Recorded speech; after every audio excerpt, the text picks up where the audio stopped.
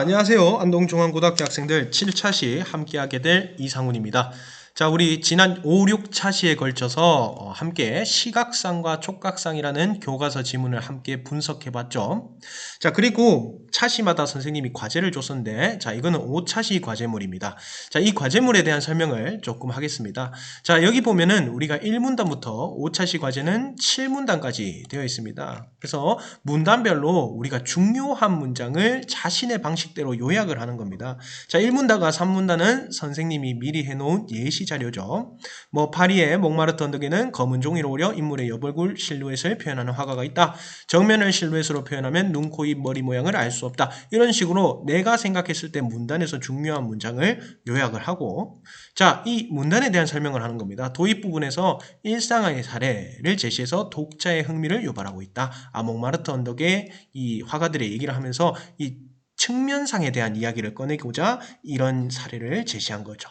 자, 그 다음 문단부터 여러분들이 스스로 주도적으로 한번 해보길 바랍니다. 자, 이 과정이 있어야 여러분들이 지문을 완벽하게 이해할 수 있다는 사실 기억하고 오늘 배울 내용을 한번 얘기해 보도록 하겠습니다. 자, 우리 오늘은 지난 5, 6차시 했던 시각장과 촉각상을 마지막으로 정리를 해보도록 하겠습니다.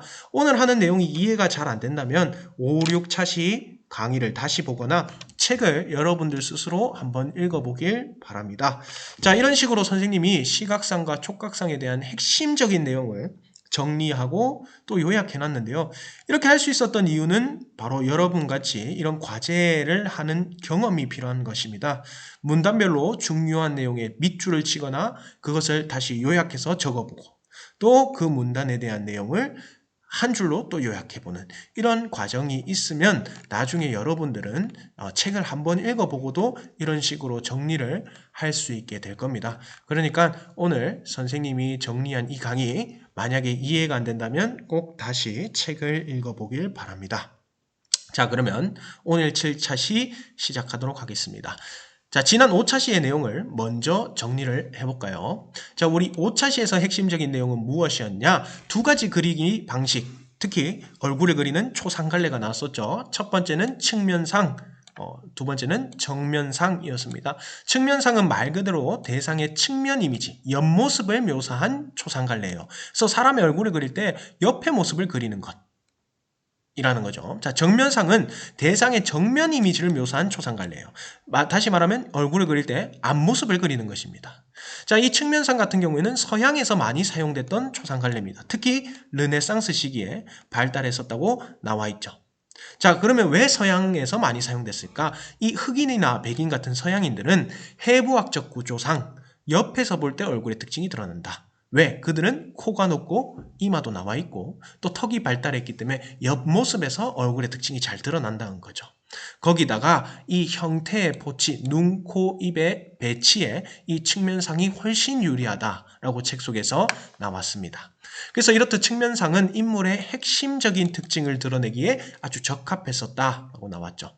자, 반면 정면상은 동양에서 많이 사용된 초상갈래예요. 그래서 대표적으로 우리가 탱화라고 하는 임금이나 위인들의 얼굴을 그린 초상화를 보면 대부분 정면을 보여주고 있죠. 자, 이런 정면상 같은 경우는 인물의 인품, 특징, 그리고 하나 더 분위기를 압축적으로 전달한다는 겁니다. 자, 이렇게 측면상과 정면상으로 나뉘어진 이유는 무엇일까요? 다시 말하면 사람에게는 두 가지 이미지가 대표적인 이미지가 있다고 합니다. 동물 같은 경우에는 각각 하나씩 있지만 우리는 보통 정면이 대표 이미지인 것이 또 있고 측면이 대표 이미지인 것이 또 있죠. 자, 예를 들어서 눈과 가슴과 배를 그려봐라 하면 우리는 보통 정면의 모습을 많이 그린다는 거죠. 그러나 다리와 얼굴을 그려봐라 하면 측면의 모습을 많이 그리게 된다는 겁니다. 이렇게 우리는 두 개의 대표적인 이미지가 있습니다. 자, 따라서 측면상, 정면상 말고 두 개를 골고루 섞어서 그린 그림인 부분 측면상이 동서양 모두 발달해 있다는 겁니다. 부분 측면상, 다시 말하면 정면과 측면이 봉합되어 있는 방식이다. 자, 그 예시를 보면 고대 이집트 그림 중에 늪지로 사냥을 나간 네바문 그림을 보면 그것을 알 수가 있죠. 그림을 한번 볼까요, 우리? 자, 여기 나와 있습니다. 늪지로 사냥을 나간 네바문 그림을 볼게요. 여기에 한 사람이 있습니다. 이 사람이 아마 주인공인 것 같아요. 이 사람의 얼굴을 한번 볼까요? 명확하게 옆모습이죠. 측면상입니다. 그런데 눈을 보면 눈은 만약에 옆에서 봤다면 검은 자위가 이쪽으로 가 있어야겠죠. 왼쪽으로. 그런데 중간에 와 있는 거 보니까 정면상. 자, 가슴과 배 같은 경우는 마찬가지 정면에서 본 이미지입니다. 자, 그런데 다리 같은 경우는 어떤가요? 다리는 정면이라면 발이 이쪽으로 나와야겠죠. 앞쪽으로. 그런데 이건 옆에 나와 있으니까 측면상입니다. 자, 이렇게 정면과 측면이 골고루 봉합되어 있는 것이 우리는 부분 측면상이라는 겁니다. 자, 그런데 문제는 무엇이냐? 문제는 이 늪지로 사냥을 나간 네바문의 주인공이 자연스러운 자세가 아니라는 겁니다. 여러분들이 이 자세를 따라할 수가 있을까요? 따라할 수는 있겠지만 많이 불편할 겁니다. 또는 못하겠죠. 왜? 이것은 자연스러운 인간의 모습이 아닌 편의적으로 측면과 정면이 봉합, 결합된 자세이기 때문입니다. 자, 그럼 왜 이런 식으로 편의적으로 어떤 건 측면을, 어떤 거는 정면을, 그리고 모두 골고루 이렇게 나타냈을까? 이유는 무엇일까? 라는 걸 보니, 자, 이유는, 자, 여기 나와 있죠. 자, 이 늪지로 사냥을 나간 네바문은 무덤 벽화입니다. 다시 말하면 죽은 사람을 위한 그림이죠. 자, 거기다가 고대 이집트인들은 내세, 다시 말하면 죽어서 살아갈 4, 5세계를 믿었다는 겁니다. 자, 이거는 죽은 사람을 위한 그림. 내세를 믿었다는 건 이 사람이 4, 5세계에서 살아갈 모습을 그린 거라고 볼 수 있겠죠. 자, 만약 주인공이 자연스러운 부분 측면상, 다시 말하면 멀리 있는 건 작게, 가까이 있는 건 크게, 이런 원근 표현법에 따라 그려진다면 어떤 사진은 작게 보이거나 멀리 있으면 또 가려지게 되겠죠. 몸통에 의해서. 그러면 내세에서 기형으로 살아가야 된다. 이게 무슨 말이냐? 그림 속에서 안 보이게 되면 그게 내세에서 살아갈 모습이기 때문에 작거나 안 보이면 실제로 사후 세계에서도 작게 생기고 안 보이게 생길 거라는 겁니다. 그래서 고대 이집트인들에게 신체 일부를 작게 그리는 것은 내세에서 사후 세계에서의 그 인간의 실제 크기를 줄이는 것과 같았기 때문에 이런 식으로 비자연스러운 모습으로 부분 측면상 모두 다 또렷또렷하게 그려냈다라는 거죠. 이해가 됐습니까? 자, 이렇게 자연스럽고 사실과 똑같이 그리는 방식이 아니었죠. 네바문. 자신이 아는 대로라는 건 다시 말하면 이 사람은 죽어서 계속 살아가야 되니까 사지를 모두 올바르게 표현해야지. 좀 비정상적이라도 부분 측면상으로 그려야지. 이렇게 자신들이 아는 대로 그림을 표현한 것을 우리가 촉각상이라고 한다. 드디어 핵심 키워드가 나왔죠. 글의 제목인 시각상과 촉각상. 자, 다시 한번 더. 사실과 똑같이 그리는 방식. 보이는 그대로 그리는 것을 시각상이라고 해요. 자, 그 다음 자신이 아는 대로 그림을 표현한 것을 촉각상이라고 합니다. 자, 여기까지가 우리 5차시 내용이었죠. 6차시 내용으로 들어가 보도록 하겠습니다. 자, 6차시 때 드디어 시각상과 촉각상에 대한 이야기가 나왔었죠. 자, 시각상은 무엇이었나요? 그렇죠. 시각적 경험이 가져다 준 이미지. 다시 말하면 주체, 그림 그리는 사람이 본 그대로의 상을 나타낸 것입니다. 예를 들어서 여러분들한테 새를 보여주면서 새를 그려보라면 여러분들은 그 본 그대로의 새의 모습을 그리겠죠. 그렇죠? 그래서 우리가 시각상이라고 한다는 겁니다.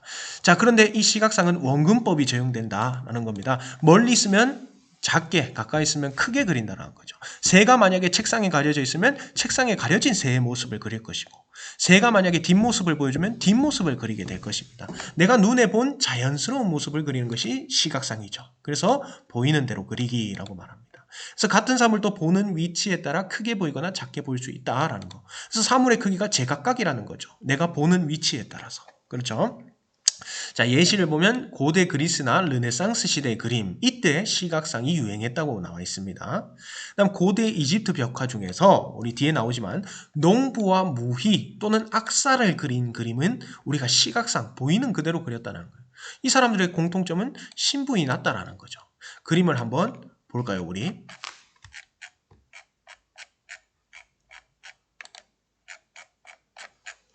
자, 여기 나와 있죠.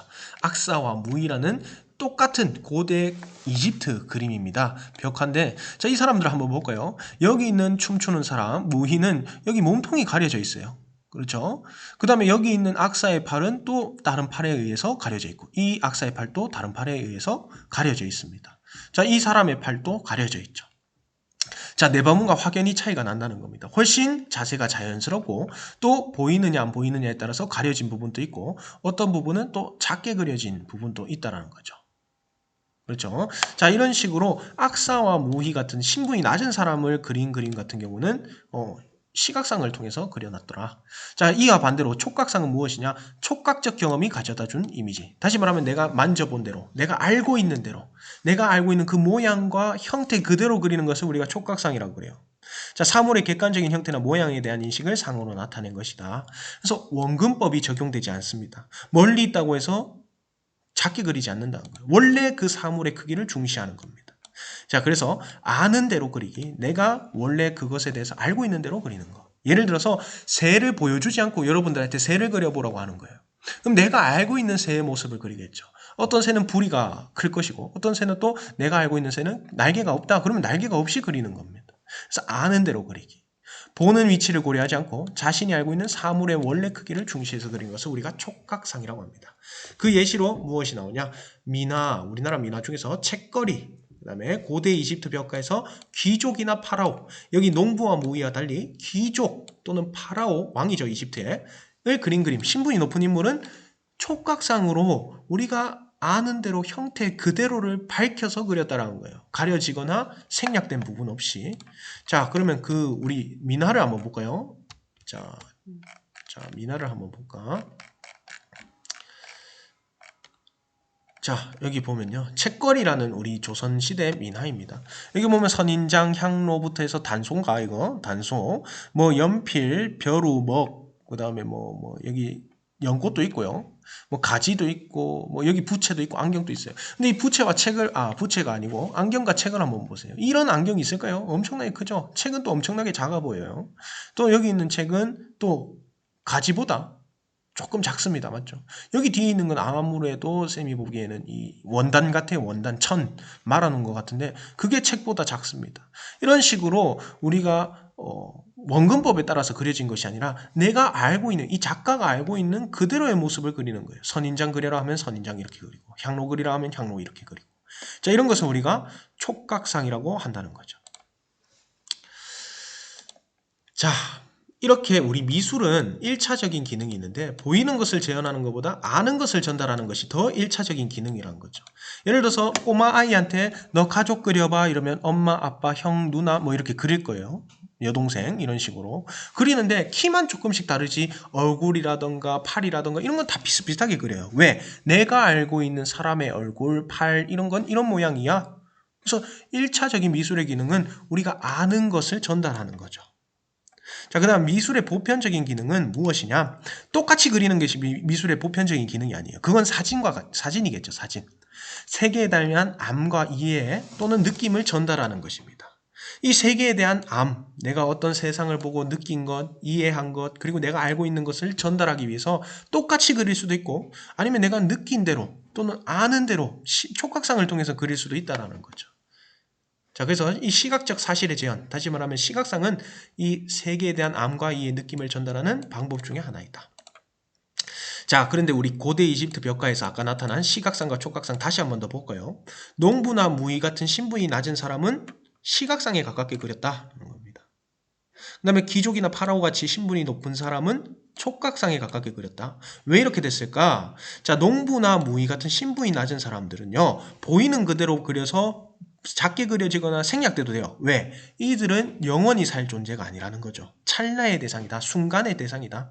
이 순간 삶을 살다가 반드시 죽을 필멸의 존재다. 다시 말하면 이 신분이 낮은 사람한테는 사후생계가 없다고 생각한 거예요. 자, 그러나 귀족이나 파라오 같이 신분이 높은 사람은 이 사람들은 평생 살아가야 될 사람인 거예요. 죽어서도 계속 살아가야 될 영원한 질서의 대변자가 되는 거죠. 그래서 이 사람들은 사후세가 있기 때문에 사지가 작게 그려지거나 생략되면 안 돼요. 보이는 대로 그리면 안 된다는 거죠. 그래서 촉각상에 가깝게 그려졌다는 겁니다. 자, 그래서 이런 두 개의 예시를 보더라도 이 고대 이집트인들의 세계의 질서, 다시 말하면 신분에 대한 고유인식이 이러한 그림에 담겨 있음을 알 수 있어요. 그래서 이런 촉각상은 시각상에 비해 이런 촉각상, 귀족이나 파라오 같은 사람은 진리의 전달에 훨씬 유리하더라. 자, 여기서 우리가 총체적으로 이 글에서 말하고자 하는 바 여기 나옵니다. 자, 이렇듯 미술은 단순히 시각적 감각의 의지에 파악하고 표현하는 예술이 아니라 다시 말하면 시각상만이 미술이 아니라는 거예요. 보이는 대로 똑같이 그리는 것만 미술이 아니다. 사진이 이미 그 역할을 하고 있죠.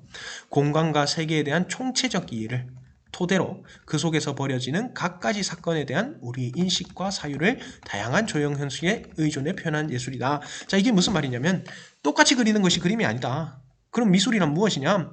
내가 어떤 사실을 보게 되면 거기에 대해서 어떤 생각을 하고 인식을 하게 되겠죠.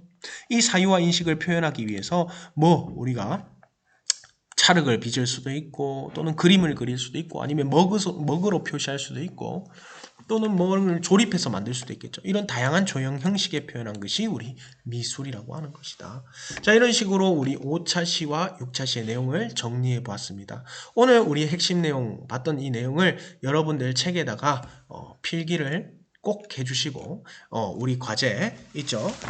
학습 활동 우리 풀어오는 과제가 있습니다. 42쪽에서 42쪽 교과서입니다. 교과서 42쪽부터 44쪽의 내용을 여러분들이 다음 차시까지 해오는 것이 목표입니다.